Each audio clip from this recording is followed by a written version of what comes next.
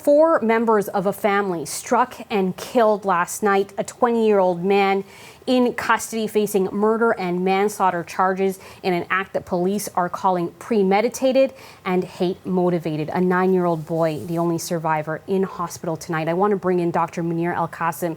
He's the Imam of the Islamic Center of Southwestern Ontario. He joins me now from London, Ontario. And Imam, I want to first express my condolences because I understand that you've been in touch with the family. What can you tell me about who they were and how they're being remembered? Well, thank you for giving me this opportunity to get out some of the energy that I have been gathering since early this morning. You asked about the immediate family. Unfortunately, someone decided last night that only a 9-year-old boy will stay alive, hopefully.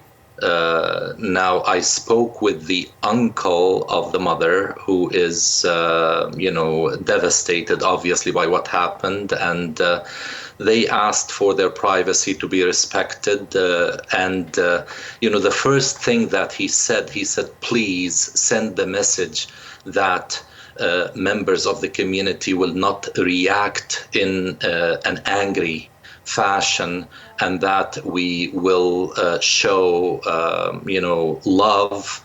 We will rise above retribution.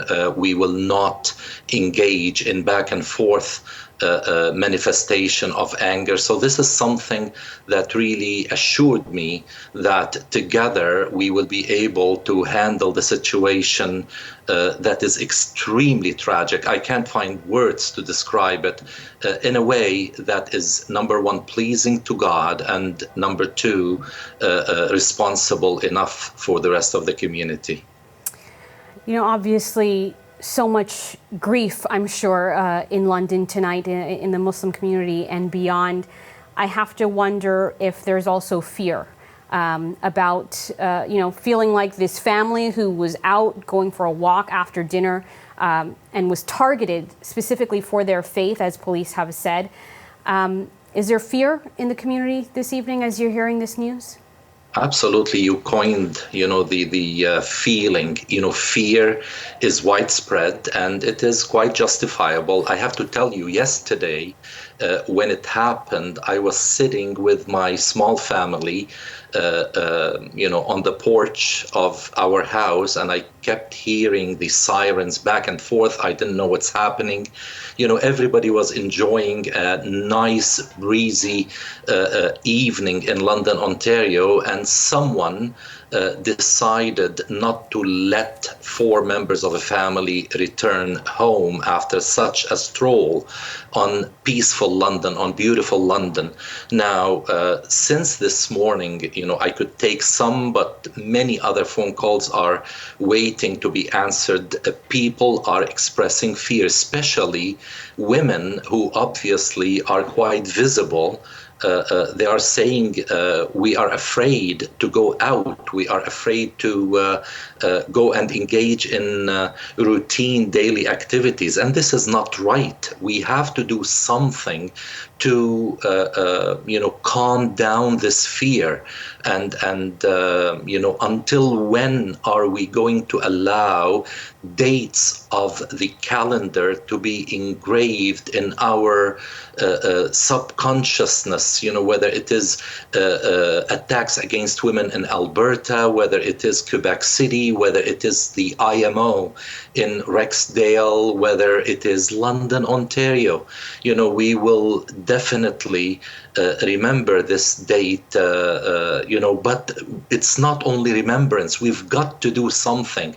I'm glad to hear what your guest before me mentioned about the need for action, not to make statements by politicians. I'm curious also, we just heard from the mayor here before we came to you, what it means to hear from a leader of the city like that, talking about, the fact that Muslims are a part of the community, that they are valued, calling this a mass murder and an act of hate. How important is it and meaningful is it to hear leaders speak in that way? I have to say that our mayor in London is extremely close to our community. There isn't an event where he is not with us, and we communicate quite openly about things. And I think he described it as it is. It's a mass murder. It's an act of terrorism. It's an act that should be called for what it is. And we've got to deal with hatred on the educational front, on the political front, on the social front. We've got to prevent this from ever happening again. So we do appreciate what the mayor is doing, and we know that he really meant every word he said. And we also have close relationship with our police services in London. See, I served for 7 years as a Muslim chaplain with the London Police Services Board, and we worked very closely. You know, the community is growing, but one act like this will dampen the spirit of an entire community. And by the way, London, Ontario, for people who don't know, has one of the largest Muslim populations per capita, perhaps in North America after Dearborn. So we are quite visible as a community, and we have people engaged in different aspects in serving this community. So we don't want people to be alienated and live in fear. And, already I had my daughter saying that we are afraid to take, my grandchildren for a stroll in the park. That makes me worried about their fear. I don't want them. I chose Canada 46 years ago to be home for me and for my family and all of those who will be proud Canadians. So we've got to do something to stop this wave of hatred that is spreading all over the world. This is Canada, and we want to keep it a peaceful and loving country for our children. Imam, I want to ask you one more quick question before we go. As a man of faith, I assume you'll be praying for this family tonight. We understand an elderly woman, 2 adults, and a teenage girl have died, and a young boy in hospital tonight, the only survivor. What words of comfort do you have as a man of faith for the community who is mourning this family tonight and the young boy who's lost his entire family? Okay, I can share with you the video clip message that 3 other imams from London and myself quickly put together to comfort the entire community.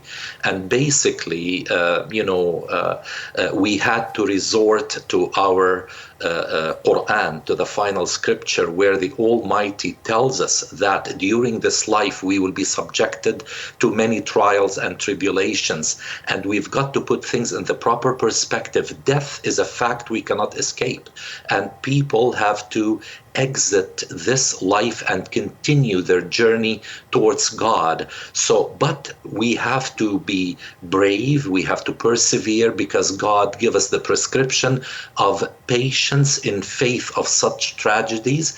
And also there's a message from chapter 36 of the Quran, which really says, do not follow an evil act with an act similar to it, but rather, follow that with something good so that it will eliminate it. So this was the message to the community, that we shouldn't let our anger be translated into negative energy. We should be able to control it. It's okay to grieve, and we have to grieve. And I have to tell you, I cried, and many other members of the community, leaders who were present this morning with the police and with the mayor, many of them cried, because this is not something easy that we can take and, just to start tomorrow another day. So my message is, we've got to, bring our Islamic values, our Canadian values, put them into action, and make sure that everybody is not reacting in a negative way, but rather, to use this as an opportunity to work together to affect a real change, that probably through the passing of these 4 individuals, we will be able to solve a major global problem. Dr. Munir El-Kassem is the Imam of the Islamic Center of Southwestern Ontario. Thanks so much for your words tonight, and our condolences to your community. Thank you. Thank you very much.